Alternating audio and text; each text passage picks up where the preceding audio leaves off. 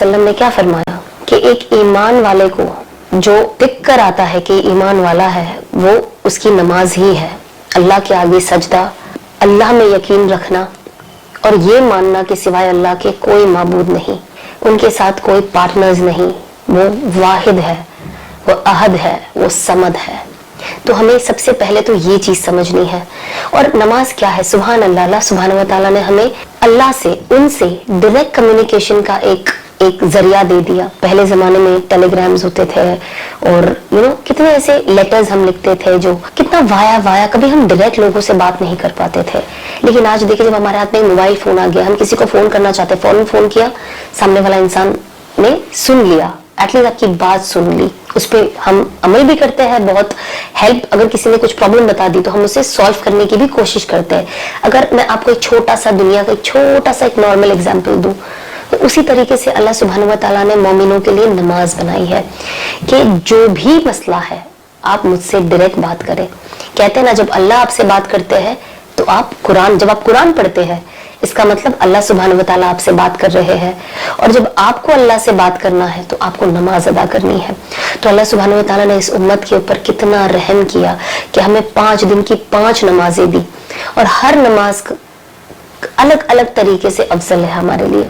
हर नमाज का एक इम्पोर्टेंस है, हर नमाज की एक बरकत है। अब सबसे पहले तो मैं आपको बताऊंगी कि आज जो मैं इस वीडियो में बताऊंगी वो है कि आपको हर नमाज के बाद कौन सी सूरह पढ़ने हैं। तो सबसे पहला, क्योंकि हम नमाज पढ़ते क्यों? गाइडेंस के लिए, अल्लाह की माफी के लिए, मगफिरत के लिए, for forgiveness, for guidance, for repentance.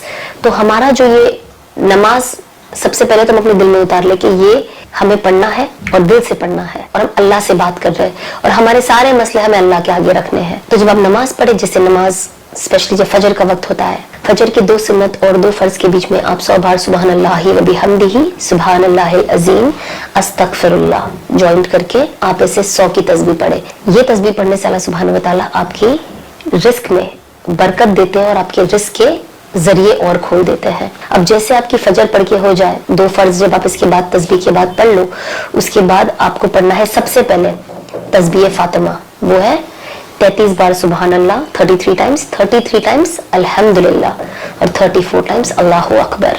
ये आप 34 टाइम्स पढ़ोगे। उसके बाद आप 1 बार दरूद इब्राहिम पढ़ोगे, 1 बार सूरह काफिरून पढ़ोगे और बिस्मिल्लाह के साथ 3 बार सूरह इखलास, कुल हुवल्लाहु अहद, सूरह फलक और सूरह नास। ये आप इसी ऑर्डर में बिस्मिल्लाह के साथ 3 बार पढ़ोगे। तो ये जो है ये आपको हर नमाज के बाद पढ़नी है। अब फजर में स्पेशली हम कोशिश करें कि हम दिन सूरह यासीन के साथ शुरू करें। सूरह Yasin is heart of the Quran, तो हम सूरह यासीन के साथ शुरू करें। जब आप जोहर की नमाज पढ़ते हो तो जोहर अल्लाह ने वैसे ही बरकत के लिए दिया है। जोहर की जो नमाज है वो रिस्क वाली नमाज है। तो हम जोहर की जब नमाज पढ़े उसके बाद हम सूरह फतह पढ़े। सूरह फतह थोड़ी बड़ी है बट इंशाल्लाह हो जाएगी। जब आप रेगुलर पढ़ोगे तो आप उसके अंदर आसानियां देखोगे। और सूरह फतह मींस विक्ट्री। तो जिस किसी भी विक्ट्री चाहिए वो उस नियत से पढ़े कि अल्लाह तू मुझे काम में विक्ट्री दे, जिंदगी में विक्ट्री दे, आखिरत में विक्ट्री दे, है ना। तो हम वैसे पढ़े। उसके बाद आप असर की नमाज पढ़ोगे। असर की नमाज 4 सुन्नत 4 फर्ज। उसके बाद आप सूरह नबा पढ़ोगे। सूरह नबा में ही वो आखिरी जो आयत है सूरह नबा की, उसी का तर्जुमा है कि अल्लाह सुब्हानहू व तआला कयामत के दिन जानवरों को उठाएगा। एक जानवर जिसने दूसरे जानवर पे जुल्म किया, कहते हैं ना, एक सिंग वाला जानवर जिसने एक दूसरा जानवर को अपने सिंग से मारा जिसके पास सिंग नहीं थी, तो अल्लाह सुब्हानहू व तआला उसका बदला पूरा करेंगे कयामत के दिन। और जैसे ही उसका बदला पूरा हो जाएगा, अल्लाह सुब्हानहू व तआला उन जानवरों को वापस मिट्टी कर देंगे। और उस वक्त जो अल्लाह पे ईमान नहीं लाए वो ये कहेंगे हशर के दिन, काश अल्लाह हम मिट्टी हो जाते। सोचिए कितनी इंपॉर्टेंट चीज है। तो आप सूरह नबा पढ़े। जब आप मगरिब पढ़े तो मगरिब के बाद अगर जो पढ़ सकते हैं, जिनके पास कोई काम नहीं, जो थोड़े फ्री हो, बच्चे बड़े हो गए जिनके, या छोटे हैं लेकिन परेशान नहीं करें, जिस दिन आपको लगता है कि आज मैं कर सकती हूँ, आप अवाबीन की कसरत करें। 6 रकात अवाबीन की होती है, नफिल नमाज है, तो 2 रकात करके पढ़े, 2 रकात नफिल नमाज अदा करते हैं अवाबीन की, वास्ते अल्लाह के, रुख मेरा काबा शरीफ की तरफ। ये आपका 3 फर्ज 2 सुन्नत 2 नफिल होने के बाद आप 6 रकात अवाबीन पढ़ेंगे अगर आप पढ़ सकते हैं तो। और उसके बाद आप पढ़ोगे सूरह रहमान और उसके बाद आप पढ़ोगे सूरह वाक़िया। सूरह रहमान में सिर्फ और सिर्फ अल्लाह की वहदानियत है। ये एक वाहिद सूरह है जिसमें अल्लाह ने सिर्फ और सिर्फ खुशखबरियां दी है, जन्नत के वादे दिए हैं, और कैसा वो मंजर होगा ऊपर उसके वादे दिए हैं, उसके बारे में बताया है। तो जब आप सूरह रहमान पढ़ोगे ना, और जब आप तर्जुमे के साथ पढ़ोगे, मैं पहले सूरह रहमान पढ़ती थी, पर जब मैंने तर्जुमे के साथ पढ़ना शुरू किया, मुझे अभी भी पता है लॉकडाउन में मैं ऐसी एक आयत नहीं थी जो मैं पढ़ती थी, और जब मैं उसकी मीनिंग पढ़ती थी मेरे आंख से आंसू गिरते ही जाते थे। बस एक ऐसी आयत मैंने नहीं पढ़ी है जहां पे मेरे आंख से आंसू गिरना बंद हुए हैं कि अल्लाह तू वाकई ही कितना रहमान है, तू कितना रहीम है, तू कितना माफ करने वाला है। उसके बाद अब सूरह वाक़िया पढ़े।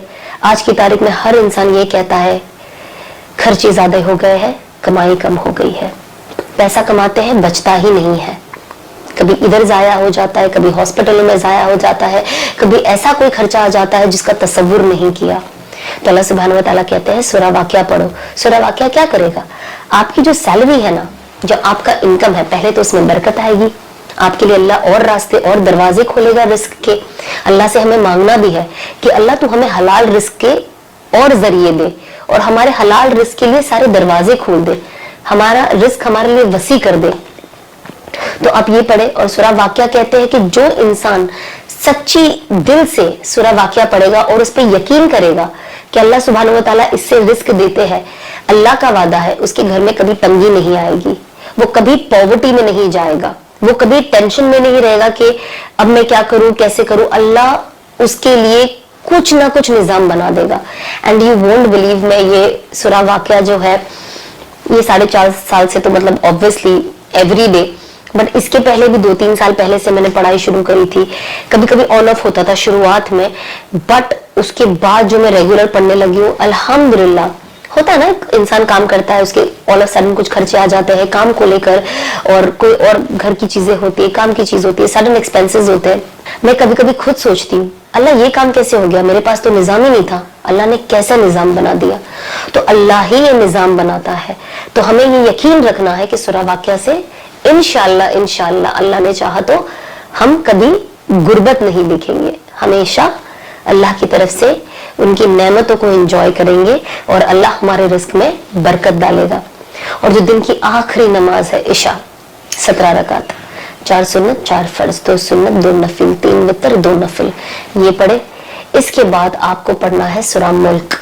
सूरह मुल्क का ये वादा है कि जो सूरह मुल्क पढ़ता है, अल्लाह की तरफ से वादा है कि जो शख्स रोज इशा के बाद सूरह मुल्क पढ़ेगा, अल्लाह उसे कब्र के हर आजाब से बचाएंगे। और सूरह मुल्क इनफैक्ट ये कहेगा, अगर कोई इंसान कब्र में है और उस पे आजाब कोई आ रहा है, लेकिन वो शख्स रोज सूरह मुल्क पढ़ता था, तो ऐसा कहा गया है कि वो कहेगा कि अल्लाह आपने तो वादा किया था कि जो मुझे पढ़ेगा उसे कब्र में आजाब नहीं होगा, और अगर आजाब हो रहा है तो अल्लाह सुब्हानहू व तआला फिर ये कैसा वादा, तो तू मुझे कुरान से निकाल दे, क्योंकि इतना बड़ा वादा है सूरह मुल्क का।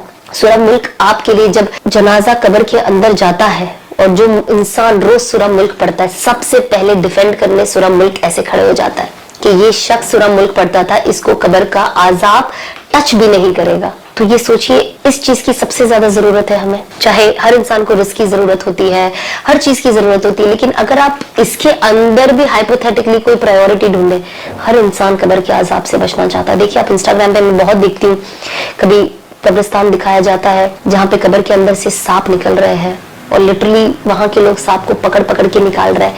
ऐसी कितनी जगह है जहाँ पे सांप घूम रहे हैं, तो वो देखकर एक खौफ आ जाता है। और वो देखकर आई थिंक जब हम देखते तो वो हमारे लिए एक रिमाइंडर है कि हम और सूरह मुल्क की उस कसरत को पढ़े, उसको कसरत से पढ़े, ज्यादा पढ़े। अब बिकॉज अब मेरी अम्मी भी वहां पे है, तो मैं कोशिश करती हूँ, ये मेरा कोई अमल किसी को बताने के लिए नहीं है, बट आपकी हौसला अफजाई के लिए है, क्योंकि जब इंसान को पता नहीं होगा तो अमल करेगा कैसे। तो मैं कोशिश करती हूँ कि एवरी डे मैं अपने मुताबिक एट प्रेजेंट रोज इशा के बाद 5 बार कोशिश करके सूरह मुल्क पढ़ लेती हूँ, क्योंकि मैं इतने सालों से पढ़ती हुई आई हूँ। तो एक तरीके से अल्लाह सुब्हानहू व तआला ने उसे मेरे जबान पे एक एक तरीके से बाय हार्ट हो चुका है, तो बहुत अच्छे से, और मुझे बहुत मजा भी आती है ये सूरह पढ़ने के लिए। तो मैं पढ़ती हूँ, फिर टर्न करती हूँ, फिर पढ़ती हूँ, फिर टर्न करती हूँ, फिर पढ़ती हूँ। और ऑफ कोर्स मैं इसका इसाले सवाब मेरी अम्मी और बहुत सारे मरहूमों, जितने भी मरहूम है उनके लिए भी भेजती हूँ। और मुझे लगता है क्योंकि कब्र में है तो सबसे ज्यादा जरूरत इस चीज की भी है, पे एक एक तरीके से बाय हार्ट हो चुका है, तो बहुत अच्छे से, और मुझे बहुत मजा भी आती है ये सूरह पढ़ने के लिए। तो मैं पढ़ती हूँ, फिर टर्न करती हूँ, फिर पढ़ती हूँ, फिर टर्न करती हूँ, फिर पढ़ती हूँ। اور آف کورس میں اس کا ایصال ثواب میری امی اور بہت سارے مرحوموں جتنے بھی مرحوم ہیں ان کے لیے بھی بھیجتی ہوں. اور مجھے لگتا ہے کیونکہ قبر میں ہے تو سب سے زیادہ ضرورت اس چیز کی بھی ہے. تو یہ جو ہے یہ میرے دن کا معمول ہے. آپ اسے ایک بار بھی پڑھ سکتے ہو, اگر آپ کے پاس وقت ہے تو آپ 2-3 بار پڑھ لیں, اپنے مرحوموں پہ بخش دیں. اور آپ دن میں کچھ بھی کریں, کچھ بھی کریں, آپ کوئی بھی چیز پڑھیں, آپ 100 کی تسبیح بھی اگر پڑھ رہے ہو نا کلمے کی, آپ وہ بھی مرحوم پہ بخش سکتے ہو.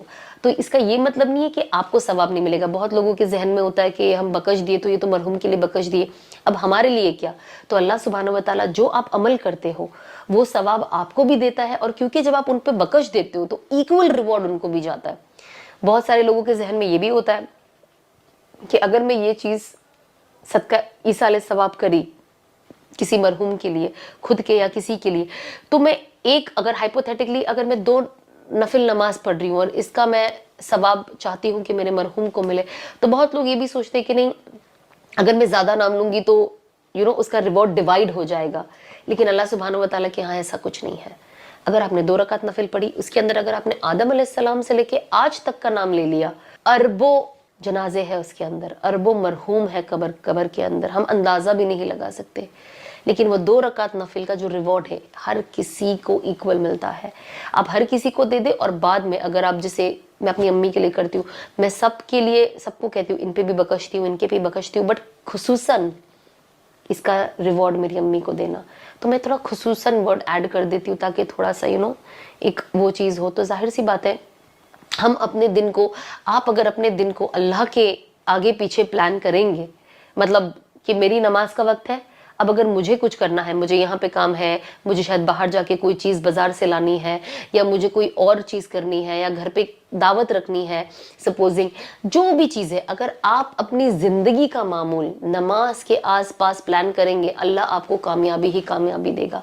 اب آپ سوچو گے کہ نہیں سب سے امپورٹنٹ میرا دنیا کا کام ہے, اب جب دنیا کی کام سے میں فارغ ہو جاؤں گی, اس کے اندر بیچ میں نماز کو گھسا دوں گی, تو آپ کو جو اس کا بدلہ بھی ملے گا وہ ویسا ہی ملے گا. جتنا آپ نماز کو امپورٹنس دو گی, جتنا آپ ان سوراؤں کو امپورٹنس دو گی, کیونکہ اللہ نے اس کے بدلے بہت بڑے بڑے وعدے کیے ہیں. اور دیکھیے اللہ کا وعدہ آپ کا اور میرا وعدہ نہیں ہے, ہم تو جھوٹے انسان ہیں, ہم مطلبی ہے, ہم مطلب غرض ہے. اگر آج مجھے آپ سے کچھ کام ہے تو میں مطلب سے آپ کے پاس آؤں گی, آپ کو کچھ کام ہے آپ میرے پاس آؤ گے, میں آپ کو جھوٹ بھی بول دوں گی, آپ مجھے جھوٹ بھی بول دو گے. یہی انسانی فطرت ہے. لیکن اللہ کا جو وعدہ ہے وہ اللہ بے نیاز ہے. اللہ کو کسی کی اجازت کی ضرورت نہیں ہے کہ میں اگر یہ بندہ نافرمان بندہ ہے لیکن یہ بندہ میرے سے کچھ مانگ رہا ہے, میں اسے دوں کہ نہیں دوں, اگر میں نے اس کو یہ دے دیا, اس کی یہ چیز پوری کر دی تو یہ کیا کہے گا, وہ اللہ کو اس کی کچھ پڑی ہی نہیں ہے. اللہ کسی کو جواب دینے کے لیے نہیں ہے, اللہ جو چاہے وہ کر سکتا ہے. تو آپ اللہ سے دعا کریں کہ اللہ تجھے تو کوئی پوچھنے والا ہے ہی نہیں, تجھے کس کی اجازت کی ضرورت ہے, تو یہ کر دے میرے لیے. ہم اللہ کے آگے بچوں کے جیسا روئے. سب سے امپورٹنٹ آج جو ہے نا, ہم نماز پڑھتے ہیں, تسبیح فاطمہ پڑھ لیے, کل پڑھ لیے, اس کے ہم فوراً اٹھ جاتے ہیں, ہم دعائیں نہیں مانگتے. ہم نے دعائیں ہی ذریعہ ہے اللہ سے اور نزدیک ہونے کا, کہ آپ بیٹھے آپ درود ابراہیم پڑھے, اس کے بعد آپ اللہ سے بچوں کی طرح گڑ گڑا کر دعا کرے کہ اللہ یہ ہو گیا میرے ساتھ, اللہ یہ ہو گیا میرے ساتھ, اللہ تو اسے سالو کر دے, اللہ یہ پرابلم. جیسے ہم ایک پرابلم اپنے دوستوں کے ساتھ بیٹھ کے کیسے ڈسکس کرتے ہیں, ایک پرابلم ہوگی دوست کے ساتھ بیٹھ کے 4 گھنٹہ ڈسکشن ہوتا ہے وہ ایک پرابلم کا, اس کے بعد بھی سلیوشن نہیں ہوتا ہے, صرف آپ کو دل کی تسلی ملتی ہے. لیکن یہی چیز اگر آپ اللہ کے آگے کرتے ہو تو آپ کو دل کی تسلی بھی ملتی ہے اور اللہ کی طرف سے مدد بھی ملتی ہے. اور دیکھیے نا اللہ کیسا ہے کہ آپ اگر کوئی ایک دوست کو روز اگر فون کرو اور اپنا دکھڑا گاؤ تو اس کے بعد وہ بھی پریشان ہو جاتا ہے. میں نے اپنی زندگی میں ایک وقت تھا جب دیکھا تھا, جب میں تھوڑی سی ڈپریشن میں چلی گئی تھی, کہ دوست آپ کو کچھ دن فون کرتے, کچھ دن اس کے بعد وہ بھی کہتا ہے اس کو فون کروں گی تو یہ 1 گھنٹہ میرا کھا لے گی, اپنی دکھ بھری کہانی بتا بتا کے. میرے پاس ٹائم نہیں, میں میسج کر دیتی ہوں are you okay, please be happy and be content and یہ, اور بس ختم. اور میں نے اپنی لائف میں یہ بھی دیکھا ہے کہ جب ایک انسان دکھی ہوتا ہے یا کوئی بھی اس کے ساتھ حادثہ ہوتا ہے, جہاں اس نے ایک ہنسنے والا پوسٹ کر دیا, سامنے والا سوچتا ہے اب تو یہ ٹھیک ہو چکی ہے, مینٹلی بھی ٹھیک ہے, ایموشنلی بھی ٹھیک ہے, اب اسے ہماری ضرورت نہیں ہے, یا ہم اب اسے حوصلہ افزائی کریں, ہم اسے تھوڑا سا ایموشنل, اب اسے ضرورت نہیں ہے, ٹھیک ہے. یہ ایک سبق میں نے اپنے پرسنل ایکسپیرینس سے سیکھا ہے. لائف میں ایک زندگی میں ایموشنلی اتنا ڈرین ہونے کے بعد, डिप्रेशन में जाने के बाद जब मैंने पहला मेरा पोस्ट डाला था जहाँ पे मैं मुस्कुराई थी, उस दिन के बाद किसी ने मुझे कभी पूछने का भी ज़रूरत नहीं समझा कि मैं ठीक हूँ कि नहीं, या कभी वो मैसेज भी नहीं डाला।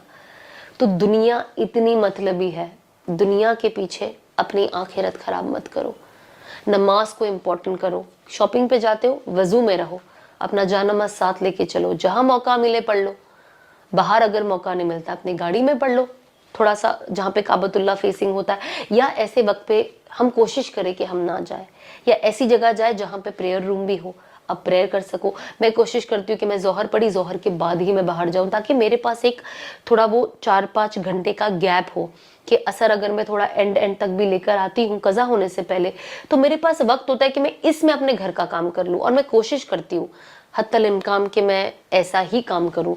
और असर से मगरिब तक तो मैं कहीं पे भी जाने का प्लान बिल्कुल नहीं करती कि ये नमाज कज़ा ना हो जाए। हमें कोशिश करनी कि हम नमाज पढ़े लेकिन कज़ा ना करें, जितनी हो सके। कभी कोई वर्स्ट केस सिनारियो, कुछ बहुत ही कुछ अर्जेंट कुछ हुआ, कुछ कर रहे, वहाँ पे आप नमाज नहीं पढ़ सके तो ये डिफरेंट चीज़ है, लेकिन अदरवाइज हमें अपने दिन की प्लानिंग ऐसी करनी है कि हम अपनी दिन की प्लानिंग नमाज के आसपास करें। तो बस मेरी आप सबसे एक रिक्वेस्ट है कि नमाज को इम्पोर्टेंस दे।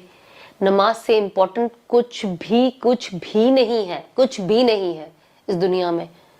ये अल्लाह की तरफ से हुक्म है, ये कंपल्सरी है, ये चॉइस नहीं है कि आज आपने फजर पढ़ ली, जोहर मिस कर दिया, चलो असर पढ़ ले, जो मन में आता है वो पढ़ते हैं। आई नो बहुत ऐसे लोग हैं जो दिन में 2 नमाज ही पढ़ते हैं, जबकि उनके पास वक्त है। 5 मिनट किसके पास नहीं है? हर किसी के पास है। आप फोन में बैठ के रील्स देखते रहते हो, आप लेटे रहते हो बस ऐसे ही, किसी के साथ बैठ के ऐसी बस बातें करते रहते हो, चाय पीते रहते हो। जब आपके लिए इतना वक्त है तो जिस इंसान, जो खालिक ने आपको बनाया है, आपके पास उनके लिए कैसे वक्त नहीं है?